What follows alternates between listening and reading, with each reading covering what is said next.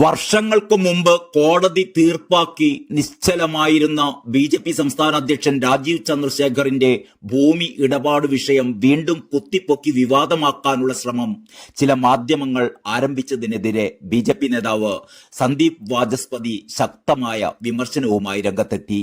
Reporter ചാനലിനെയും അതിന്റെ ഉടമയെയും ലക്ഷ്യമാക്കി അദ്ദേഹത്തിന്റെ ഫേസ്ബുക്ക് കുറിപ്പ് ഇപ്പോൾ വൈറലായി മാറുകയാണ്.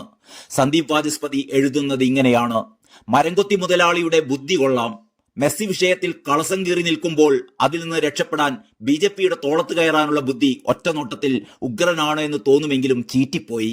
ബി.ജെ.പി. സംസ്ഥാന അധ്യക്ഷനെ നാറ്റിക്കാൻ നോക്കിയാൽ ഇടത് വലത് അണികൾ ഇടം വല നോക്കാതെ ഏറ്റുപിടിക്കുമെന്നും അങ്ങനെ ഈ നാറ്റക്കേസിൽ നിന്ന് രക്ഷപ്പെടാമെന്നുമാണ് മരംകൊത്തി മുതലാളി വിചാരിച്ചത്.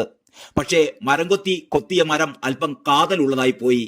വർഷങ്ങൾക്ക് മുമ്പ് രാജ്യത്തിന്റെ പരമോന്നത നീതിപീഠം തീർപ്പാക്കിയ കേസ് വീണ്ടും കുത്തിപ്പൊക്കാൻ അസാമാന്യ ഒളുപ്പില്ലായ്മ തന്നെ വേണം. അത് ധാരാളം ഉണ്ടെന്ന് മാങ്ങാഫോണിലും മരംകടത്തിലും കേരളം കണ്ടതാണ്. ഒടുവിൽ മെസ്സിയുടെ കാര്യത്തിലും മലയാളി നിങ്ങളെ തിരിച്ചറിഞ്ഞിട്ടുണ്ട്. ഒരു കാര്യം ഓർമ്മിപ്പിക്കട്ടെ, എല്ലാവരും പണമുണ്ടാക്കിയത് താങ്കളുടെ കുടുംബത്തെ പോലെ തട്ടിപ്പിലൂടെയാണെന്ന് മാത്രം കരുതരുത്. ഇത്രയുമാണ് സന്ദീപ് വാചസ്പതിയുടെ ഫേസ്ബുക്ക് പോസ്റ്റ്.